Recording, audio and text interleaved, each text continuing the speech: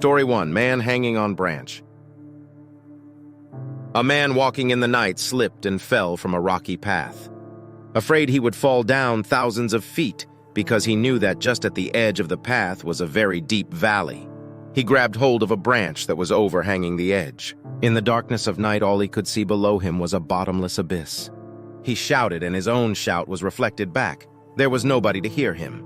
You can imagine that man and his night of torture. Every moment there was death below. His hands were becoming cold. He was losing his grip, but he managed to hold on, and as the sun came out, he looked down, and he laughed. There was no abyss. Just 6 inches below his feet, there was a rock ledge. He could have rested the whole night, slept well. The edge was big enough, but insisted the whole night was a nightmare. Story 2. Buddha and King. It happened that Buddha was coming to a town, and the king of the town was a little hesitant to go and receive him. The prime minister of the king told him, "You have to go." The prime minister was a very old wise man. The king said, "This looks unnecessary. He is a beggar.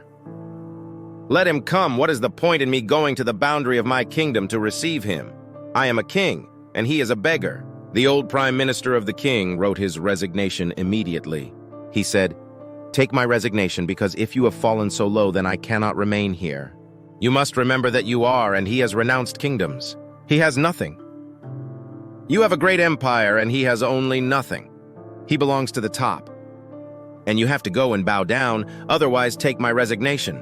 I cannot be here in this palace with you. That is impossible for me." The king had to go. When he bowed down to Buddha, Buddha is reported to have said to him, "There was no need. I have heard that you were reluctant to come. There was no need, because when one is reluctant, even if one comes, one does not come, and respect cannot be forced. Either you understand or you don't understand.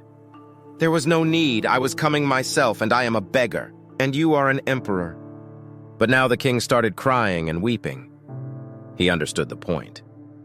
Story 3. Rabia, a Sufi mystic. A famous Sufi mystic, Rabia, was searching for something on the street outside her small hut. The sun was setting and darkness was descending as few people gathered around her. "What have you lost? What are you searching for? Perhaps we can help," they said to Rabia.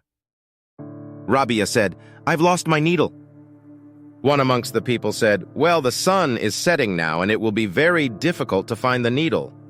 Where has it fallen? That'll help us narrow down the area on this big road. If we know the exact place, it will be easier to find it." Rabia told them, "It is better not to ask me that question, because actually it has not fallen on the road at all. It has fallen inside my house." Everyone started giggling as if she was joking. Then a skeptic says out loud, "We always knew that you were a little insane. If the needle has fallen inside the house, then why are you searching for it on the road?" "For a very simple reason. Inside the house there is no light, and on the outside a little light is still there," Rabia replied.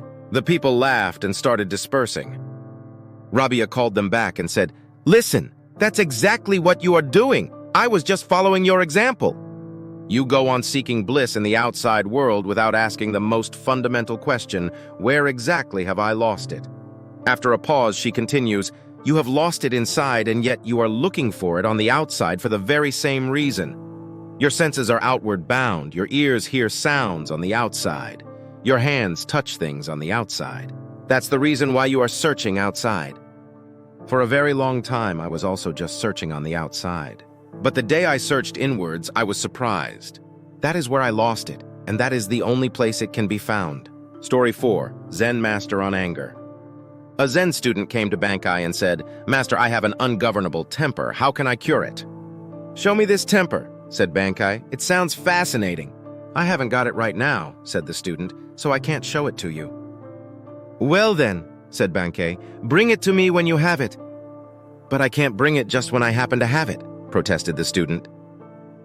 "It arises unexpectedly, and I would surely lose it before I got it to you." "In that case," said Bankai, "it cannot be part of your true nature.